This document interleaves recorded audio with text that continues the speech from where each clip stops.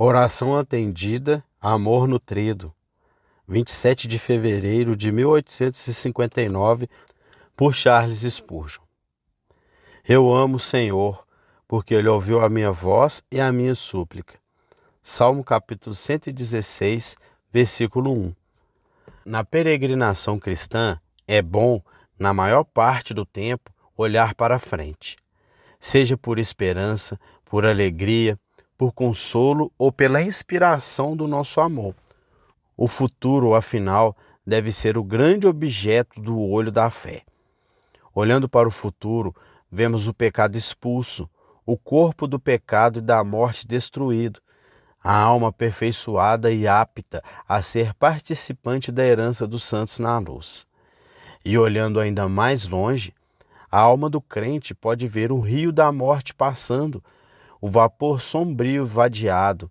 Ele pode contemplar as colinas de luz nas quais se ergue a cidade celestial.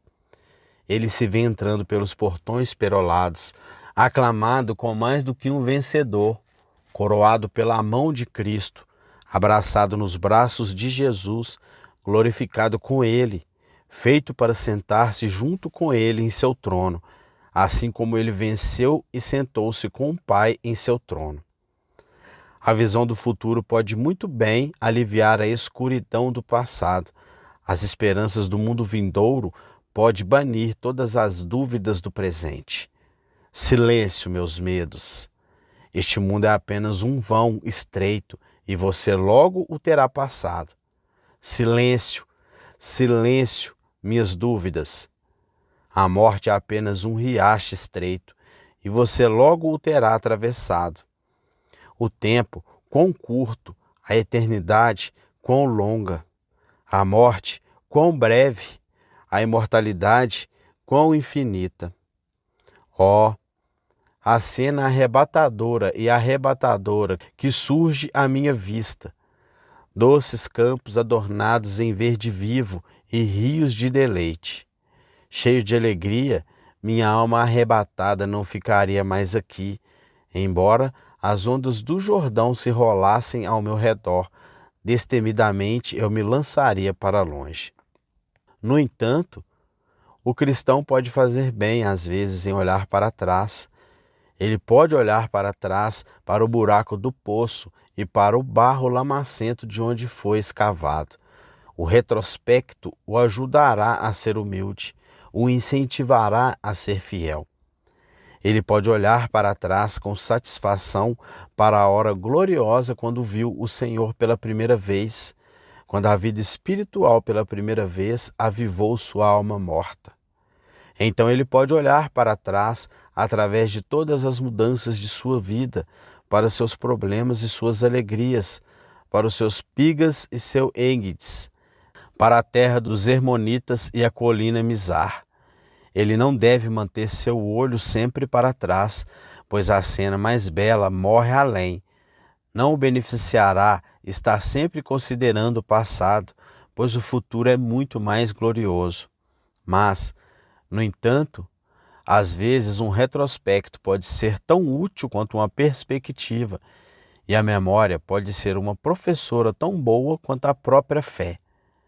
Esta manhã, eu lhe convido a ficar no topo da colina de sua experiência presente e olhar para o passado e encontrar nele motivos para amar a Deus, e que o Espírito Santo me ajude a pregar e a você a ouvir, para que seu amor possa ser inflamado e que você possa se retirar deste salão declarando na linguagem do salmista: eu amo o Senhor, porque Ele ouviu minha voz e minha súplica. Os objetos particulares que você deve agora olhar para trás são as respostas múltiplas e manifestas à oração que Deus lhe deu. Quero que você agora pegue um livro que você deve ler com frequência, o livro da lembrança que Deus escreveu em seu coração, de sua grande bondade e misericórdias contínua. E quero que você se volte para aquela página dourada onde estão registrados os exemplos da graça de Deus em ter ouvido sua voz e ter respondido suas súplicas. Darei a você 7 reflexões, cada uma das quais agitará seu coração para amar nosso Deus, cujo memorial é que Ele ouve e responde às orações. E a primeira coisa que eu gostaria que você se lembrasse é suas próprias orações. Se você olhar para eles com um olhar honesto, ficará surpreso de que Deus os tenha ouvido. Pode haver alguns homens que acham suas orações dignas de aceitação. Ouso dizer que o fariseu achava, mas todos esses homens descobriram que, por mais dignas que estimem suas orações, Deus não as responderá de forma alguma. O verdadeiro cristão, ao olhar para trás, chora por suas orações e, se pudesse refazer seus passos, desejaria orar melhor, pois vê que todas as suas tentativas de orações no passado foram tentativas mais desajeitadas do que sucesso reais. Olhem para trás agora, cristão, para suas orações e lembre-se de quão fria que eles têm sido. Você esteve de joelho no armário e lá você deveria ter lutado como Jacó fez, mas em vez disso, suas mãos caíram e você se esqueceu de lutar com Deus. Seus desejos foram apenas fracos e eles foram expressos em uma linguagem tão triste que o próprio desejo precisa congelar nos lábios que o proferiram. E ainda assim, estranho dizer, Deus ouviu essas orações frias e as respondeu também, embora tenham sido tais que saímos de nossos armários e choramos por elas. Em outras ocasiões, nossos corações foram partidos, porque sentimos como se não pudéssemos sentir, e nossa única oração foi: Deus, nos perdoe por não podermos orar. No entanto, apesar disso, Deus ouviu esse gemido interior do Espírito. A oração fraca que nós mesmos desprezamos e que pensamos que teria morrido no portão da misericórdia foi nutrida, fomentada e aceita, e voltou para nós uma bênção completa, carregando misericórdia em ambas as mãos. Então, novamente, crente, quão infrequentes e poucas são suas orações, e ainda assim quão numerosas e quão grandes têm sido as bênçãos de Deus. Vocês oram em tempos de dificuldade muito fervorosamente, mas quando Deus os livrou, onde estava seu antigo fervor? No dia da angústia, vocês sentiram seu trono com todas as suas forças, e na hora da sua prosperidade, vocês não puderam cessar completamente de suplicar. Mas, quão fraca era a oração comparada com aquela que foi arrancada de sua alma pela mão áspera de sua agonia. No entanto, apesar disso, embora você tenha cessado de orar como antes, Deus não deixou de abençoar. Quando vocês se esqueceram de seu quarto, Ele não se esqueceu de sua casa, nem de seu coração. Quando vocês negligenciaram o propiciatório, Deus não o deixou vazio, mas a luz brilhante da Shekinah sempre foi visível entre as asas dos querubins. Eu me maravilho que o Senhor considere aqueles espasmos intermitentes de importunação que vêm e vão com nossas necessidades. Que Deus é Ele para ouvir as orações dos homens que vêm a Ele quando têm necessidades, mas que o negligenciam quando recebem uma misericórdia, que se aproximam dele quando são forçados a vir, mas que quase se esquecem de ir a Ele quando as misericórdias são abundantes e as tristezas são poucas. Olhe para suas orações novamente em outro aspecto. Quão descrentes elas têm sido frequentemente. Você e eu fomos ao propiciatório e pedimos a Deus que nos abençoasse, mas não acreditamos que Ele faria isso. Ele disse: tudo o que pedirdes em oração, credes que o tereis, e o tereis. Como eu poderia me ferir esta manhã, quando penso em como de joelhos duvidei do meu Deus. O que você pensaria de um homem que viesse diante de você com uma petição e dissesse: Senhor, você prometeu me dar tal e tal coisa se eu pedisse. Eu peço, mas não acredito que você me dará. Você diria: vá embora, até que você acredite melhor em mim. Não darei nada a um homem que duvida da minha palavra. Muitas vezes o Senhor pode ter nos rejeitado de seu propiciatório quando viemos a Ele não acreditando nas próprias promessas que estavam fingindo implorar. Quão pequena, também, é a fé de nossas orações mais fiéis.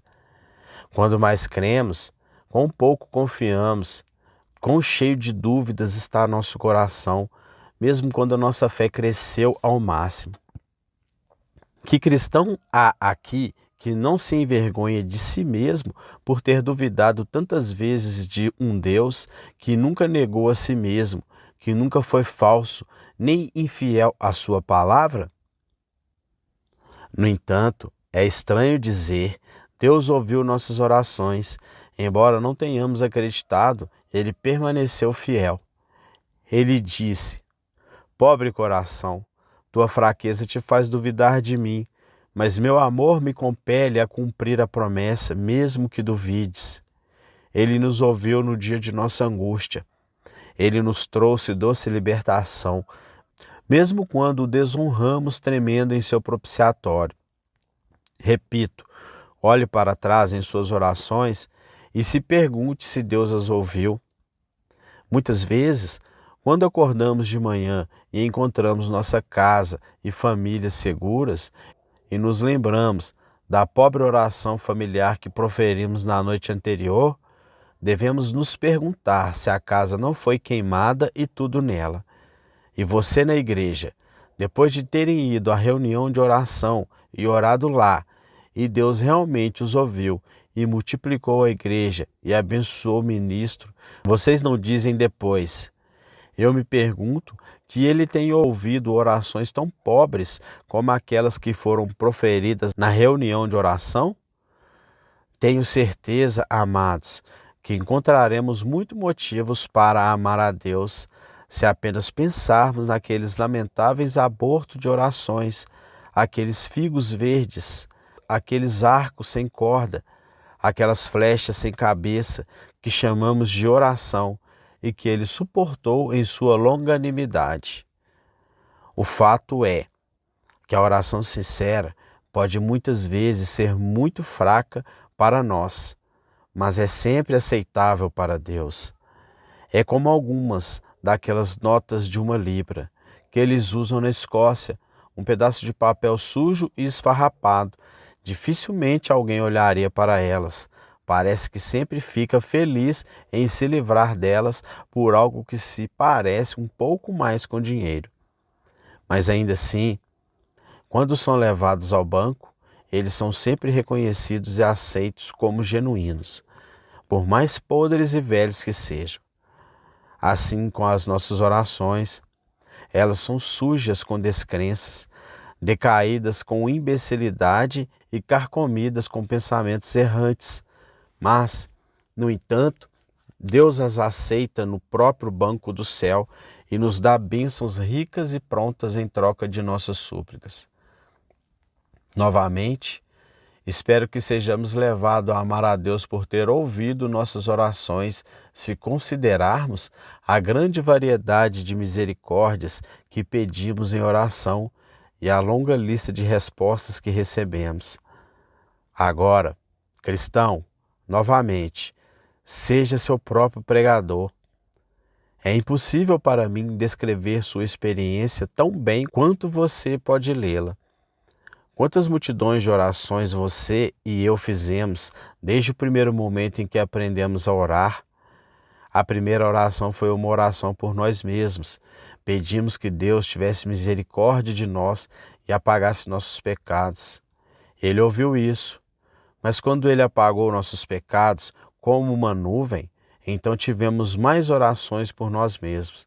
Tivemos que orar por graça santificadora, por graça constrangedora e restritiva. Fomos levados a pedir por uma nova garantia de fé, pela aplicação confortável da promessa, por libertação na hora da tentação, por ajuda no tempo do dever e por socorro no dia da provação. Fomos compelidos a ir a Deus para a nossa sopa, como mendigos constantes pedindo por tudo. Testemunhem, filhos de Deus, vocês nunca foram capazes de obter nada para suas almas em outro lugar.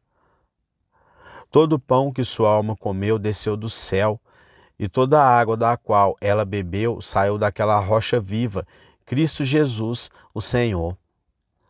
Sua alma nunca enriqueceu em si mesma, ela sempre foi uma pensionista da generosidade diária de Deus. E, portanto, suas orações tiveram que ascender ao céu por uma gama de misericórdias espirituais quase infinitas. Suas necessidades eram inumeráveis e, portanto, os suprimentos foram inumeráveis e suas orações foram tão variadas quanto as misericórdias foram incontáveis. Mas não foi somente por sua alma que você implorou, seu corpo teve seus clamores. Você tem sido pobre e tem pedido comida e vestimenta. Quantas vezes elas têm sido dadas a você? Não por milagres, é verdade.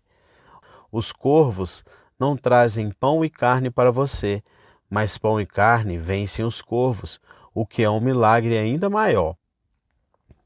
É verdade que suas vestimentas envelheceram e, portanto, você não percebeu o milagre dos filhos de Israel no deserto, cujas roupas nunca envelheceram. No entanto, você teve um milagre ainda maior, pois teve roupas novas quando precisou delas. Todas as suas necessidades foram supridas conforme surgiram. Quantas vezes essas necessidades vieram sobre você? Tão grandes elas foram as vezes que você disse: certamente o Senhor me abandonará e me entregará. Meu pão não me dá, não me será dado, nem minha água será certa. Mas até agora Deus o alimentou. Você ainda não está faminto e, pela graça de Deus, não estará. Muitas vezes lhe foi dito pela descrença que você morreria no asilo, mas você está fora disso agora, embora pareça que 1000 milagres foram feitos para mantê-lo longe disso. Então, novamente, quantas vezes a doença se apoderou de você e, como Ezequias, você virou o seu rosto para a parede e clamou: Senhor, poupe seu servo e não o deixe descer à sepultura no meio de seus dias. E aqui está você, o vivo, para louvar a Deus. Lembre-se da febre e da cólera e de todas aquelas outras doenças ferozes que o derrubaram. Lembre-se daquelas orações que você proferiu e daqueles votos que você fez. Oh, você não ama o Senhor porque Ele ouviu sua voz e sua súplica? Quão frequentemente você também orou por misericórdias de viagem e Ele o protegeu no meio do acidente? Você pediu bênçãos em sua saída e sua vinda, e bênçãos do dia e da noite, e do sol e da lua, e todas essas foram concedidas a você. Suas orações foram inumeráveis. Você pediu por inúmeras misericórdias, e todas elas foram dadas. Olhe apenas para si mesmo. Você não está adornada e adornada com misericórdias tão densamente quanto o céu com estrelas? Pense em como você orou por sua família.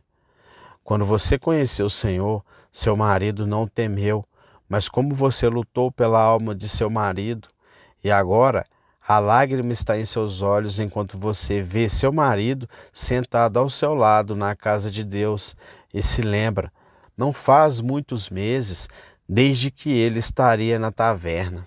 Seus filhos também foram trazidos a Deus por meio de suas orações. Mães, vocês lutaram com Deus para que os seus filhos pudessem ser filhos de Deus, e vocês viveram para vê-los convertidos. Quão grande é a misericórdia de ver nossa prole chamada na juventude. Oh, ame o Senhor, porque a este respeito também ele ouviu sua voz e sua súplica. Quantas vezes você apresentou diante de Deus seus negócios e ele a ajudou neste assunto? Quantas vezes você colocou suas tristezas domésticas diante dele e ele a livrou nesse caso? E alguns de nós podemos cantar sobre as bênçãos dadas a nós no serviço de Deus em sua igreja. Vivemos para ver o santuário vazio, lotado. Vimos nossas maiores tentativas bem-sucedidas, além de nossas esperanças mais otimistas. Oramos por pecadores e os vimos salvos. Pedimos por apóstatas e os vimos restaurados. Clamamos por um Pentecostes e o tivemos. E pela graça de Deus, estamos clamando por ele novamente e o teremos mais uma vez. Ó ministros, diáconos, presbíteros, membros da igreja, pai, mãe, homem de negócios, vocês não têm realmente motivo para dizer: eu amo o Senhor porque ele ouviu minha voz e minhas súplicas? Receio que o próprio fato de Deus ouvir nossas orações tão constantemente nos leva a esquecer a grandeza de sua misericórdia. Que não seja assim. Bendize ao Senhor, ó minha alma, e não te esqueça de todos os seus benefícios. Que isso seja trazido à mente hoje e que eu eleve um cântico ao Deus que ouviu a voz da minha súplica. Nos termos novamente a frequência de suas respostas a nossas frequentes orações. Se um mendigo vier à sua casa e você lhe der esmola, ficará muito aborrecido se dentro de um mês ele voltar. E se então descobrir que ele fez uma regra de esperar por você mensalmente por uma contribuição, você dirá a ele: eu lhe dei algo uma vez, mas não pretendi estabelecer isso como uma regra. Suponha, no entanto, que o mendigo fosse tão insolente e impertinente que dissesse: mas pretendo, Senhor, esperar por você todas as manhãs e todas as noites. Então você dirá: pretendo manter meu portão trancado para que você não me incomode. E suponha que ele, então, olhasse para você no rosto e acrescentasse ainda mais: Senhor, pretendo esperar por você a cada hora. Nem posso prometer que não virei a você 60 vezes em uma hora, mas eu apenas juro e declaro que sempre que eu quiser alguma coisa, muitas vezes eu virei a você. Se eu apenas tiver um desejo, virei e o contarei a você. A menor coisa e a maior coisa me levarão a você. Estarei sempre no poço de sua porta. Você logo se cansaria de tal importunação como essa e desejaria que o mendigo estivesse em qualquer lugar em vez de que ele viesse e o provocasse assim. No entanto, lembre-se, isso é exatamente o que você fez a Deus e ele nunca reclamou de você por fazer isso. Mas, em vez disso, ele reclamou de você da outra maneira. Ele disse: tu não me invocaste, ó Jacó. Ele nunca murmurou sobre a frequência de suas orações, mas reclamou que você não veio a ele o suficiente. Todas as manhãs, quando você se levantou, seu clamor subiu até ele. Novamente, com a família, você clamou ao Deus de Jacó.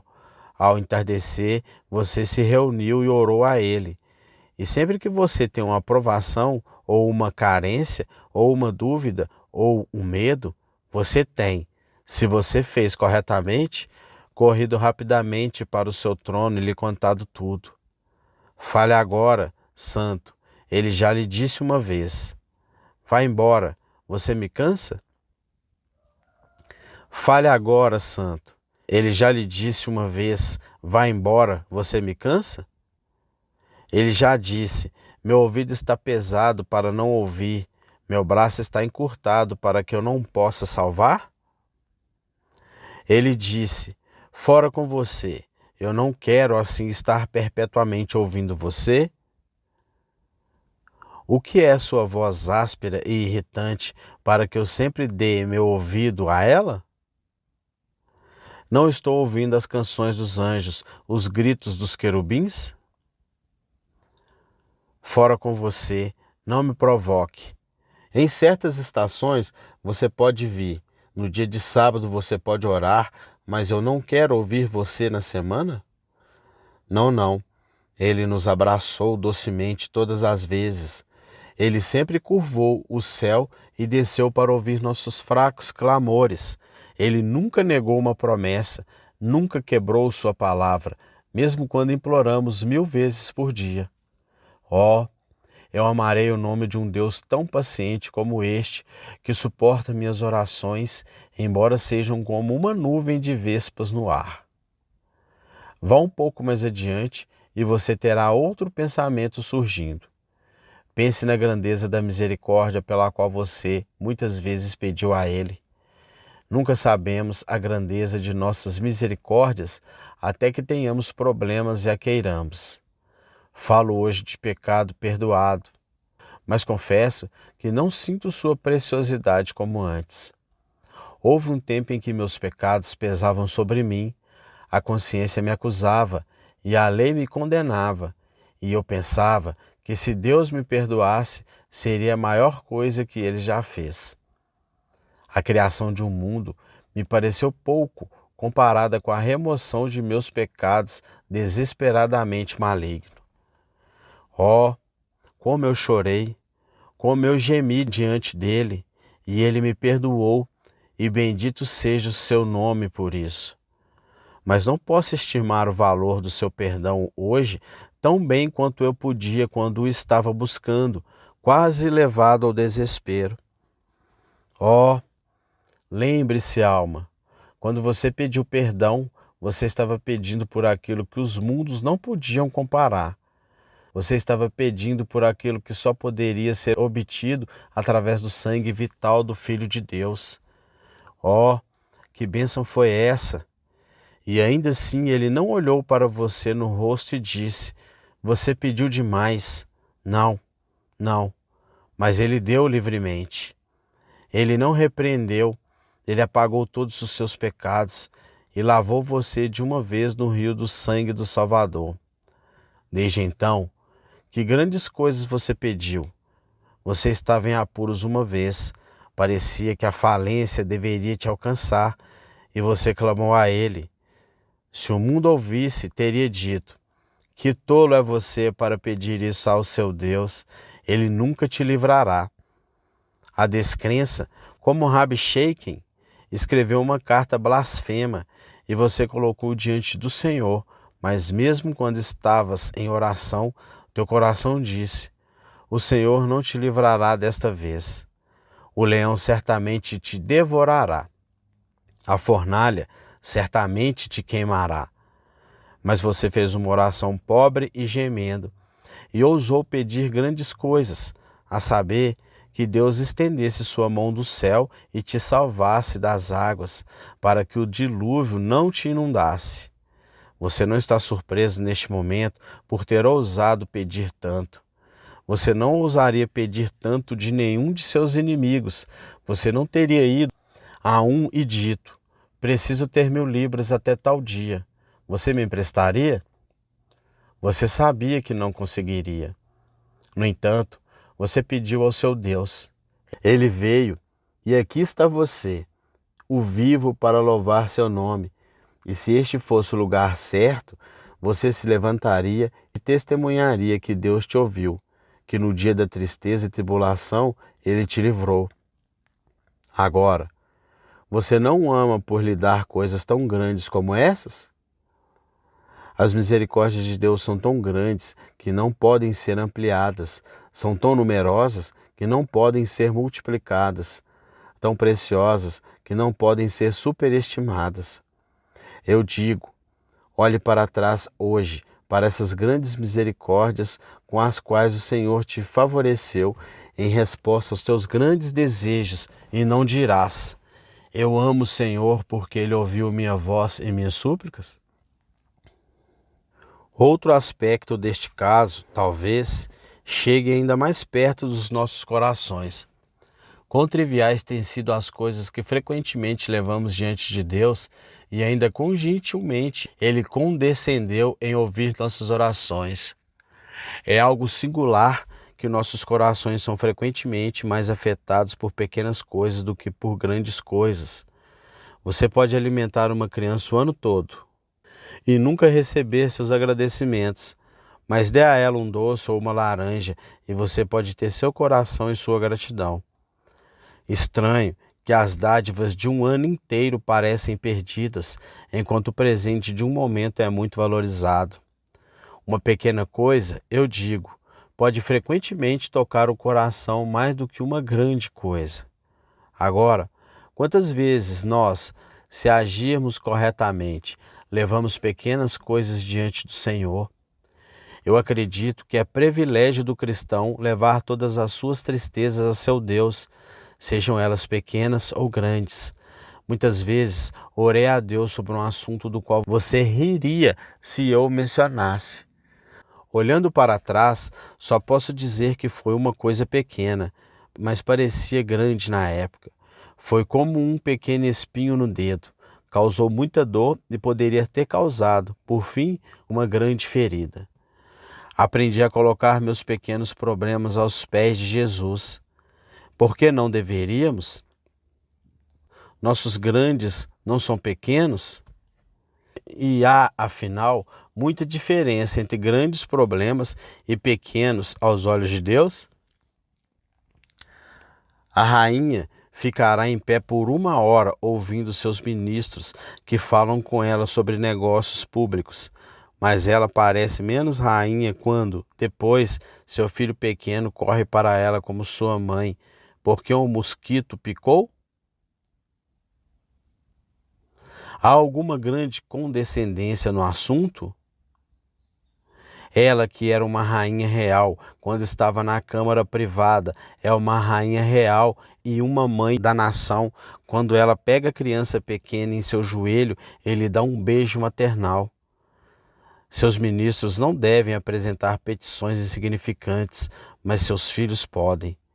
Então o mundano pode dizer esta manhã: quão absurdo pensar em levar pequenos problemas a Deus. Ah, pode ser absurdo para você, mas para os filhos de Deus não é. Embora você fosse o primeiro ministro de Deus, se não fosse seu filho, não teria o direito de levar seus problemas particulares a ele. Mas o filho mais humilde de Deus tem o privilégio de lançar seus cuidados sobre seu pai, e ele pode ficar certo de que o coração de seu pai não desdenhará considerar nem mesmo seus assuntos mesquinhos. Agora, deixe-me pensar nas inúmeras pequenas coisas que Deus fez por mim. Ao olhar para trás, minha descrença me obriga a me perguntar por mim mesmo, por ter orado por coisas tão pequenas.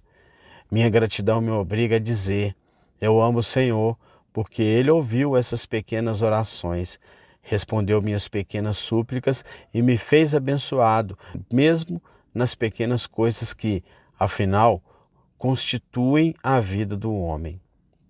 Homens e mulheres, meus irmãos e irmãs em Cristo, vocês olharam para trás há alguns anos e se lembraram do tempo em que estavam de joelhos diante de Deus, buscando-o? Eu poderia fixar meus olhos hoje em muitos homens que foram bêbados, xingadores, um violador do dia santo de Deus, um odiador de tudo que é bom. Acho que vejo você naquele seu quarto superior. Oh, como você chorou, como você gemeu. Oh, com que agonia você derramou seus suspiros indizíveis. Você se levantou e pensou que Deus não teria misericórdia de você. Você foi para o seu negócio, mas quão miserável você era. Você voltou novamente para o quarto.